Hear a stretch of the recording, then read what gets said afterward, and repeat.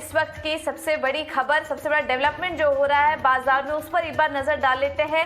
भारी गिरावट देखने को मिल रही है बाजार में। सेंसेक्स में 1000 अंकों से ज्यादा की कमजोरी है। निफ्टी ने भी 17,500 का जो लेवल है वो भी तोड़ दिया है और बैंक निफ्टी के लगभग सभी शेयर्स, 12 के 12 शेयर्स लाल निशान में ही कारोबार कर रहे हैं और लगभग सभी सेक्टोरल इंडेक्स आज कमजोरी दिखा रहे हैं। इस मार्केट में जो गिरावट आ रही है उसके पीछे की बड़ी वजह क्या है ये भी समझ लेते हैं। ये बताने के लिए मेरे साथ मेरे सहयोगी डिम्पी कालरा जुड़ चुके हैं। डिम्पी, बताइए, ये जो भारी गिरावट आ रही है बाजार में, इन सबका रीजन क्या है? क्या क्या फैक्टर्स हैं जिसकी वजह से ये गिरावट दिखाई दे रही है? डाटा भी आप अपनी स्क्रीन पर देख पा रहे हैं, यही अपने आप में सफिशिएंट है बताने के लिए कि देखिए मार्केट्स के अंदर किस तरह का एवरेज है, किस तरह की दिक्कत है। और यहाँ पे बैंक निफ्टी के 12 के 12 शेयर इस समय कमज़ोर हैं। निफ्टी के भी सभी शेयर्स आपको 50 में से 40 से ज़्यादा शेयर कमज़ोर आपको दिख रहे होंगे। तो जो कोराम है उसके 4-5 पॉइंट्स में आपके स्क्रीन पर रखता चलता हूँ, फटाफट से आप देखिएगा। पहला पॉइंट होगा एफआईज की बिकवाली से चिंता बढ़ गई है मार्केट की, ये पहला पॉइंट है। यानी कि एफआईज ने जो बिकवाली हो रही है वो तो कई दिन से रही थी, लेकिन आज मार्केट ने उसको अपने डाटा के साथ क्लब किया।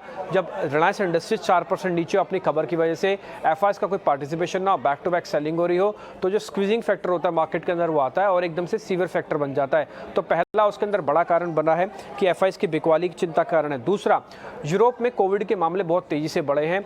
मोर देन 50% से ज़्यादा यूरोप के अंदर इस समय पार्शियल लॉकडाउन है या फिर हो रहा है और कईयों ने वार्निंग लेटर इशू की हुई है।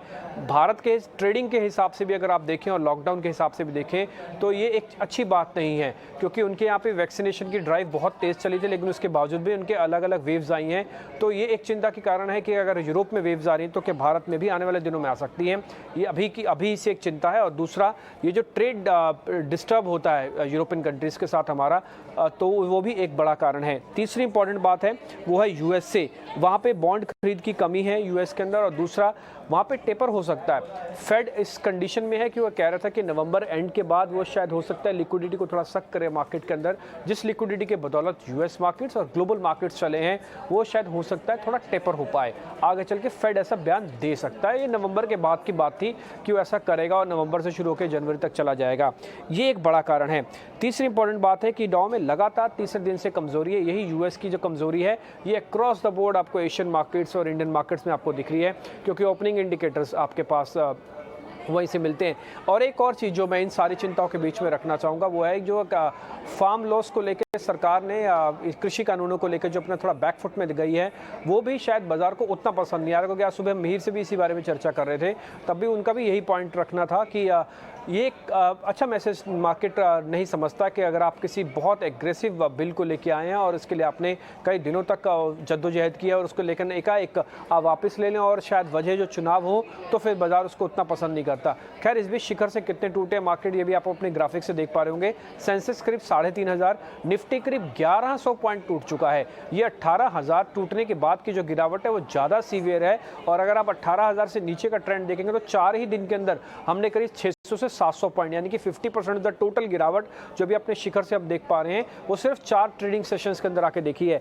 एफआईज का डाटा भी आपकी स्क्रीन पर आ जाएगा, वो भी काफ़ी सीवियर है। आप सिर्फ इसी से अंदाजा लगा सकते हैं कि पेटीएम ने जो मूड खराब किया और उसने एफआईज के डाटा को जो और डिस्टर्ब किया, खराब किया, वो अपने आप में प्रेशर बनाता हुआ दिख रहा है। तो एफआईज की बिकवाली, दूसरा माफ़ कीजिए डॉलर इंडेक्स का बढ़ना, डाउ के अंदर टूटना, यूरोप के अंदर केसेस बढ़ना, ये कुछ एक बड़े कारण है जो बाजार को आज कमज़ोर कर रहे हैं। बिल्कुल, बहुत बहुत शुक्रिया डिम्पी सारी डिटेल्स देने के लिए। तो ये काफ़ी सारे फैक्टर्स हैं जिसकी वजह से हम देख रहे हैं कि आज लॉन्ग वीकेंड के बाद बाजार खुला, लेकिन ओवर द वीकेंड जितने भी डेवलपमेंट्स हुए हैं वो बाजार में इस वक्त कमजोरी बढ़ाने का काम कर रहे हैं। और ऊपरी स्तरों से भी देखिए, सेंसेक्स में 3,500 और निफ्टी में करीब 1100 की बिकवाली यहाँ पर देखने को मिल रही है, वहाँ से नीचे आ चुका है। तो ऊपरी स्तरों से भी काफ़ी ज़्यादा कमजोरी देखने को मिल रही है।